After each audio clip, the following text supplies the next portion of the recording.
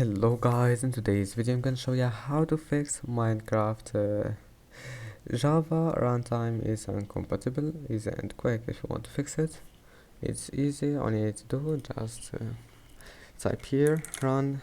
Now click on it, and once you're here, type percent updata percent and click OK, and then here we'll find the Minecraft folder. Click on it.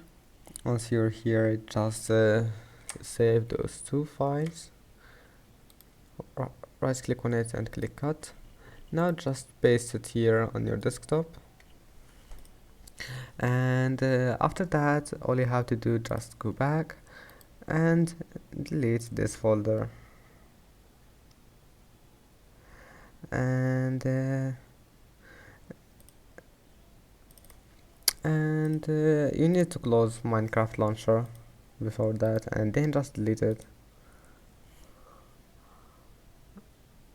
And now just open Minecraft launcher, and then log into your account, and after that all you have to do, just click play here, and after that just wait, and you will find folder here, and then just paste those two files here, and that's it. Your problem must be fixed.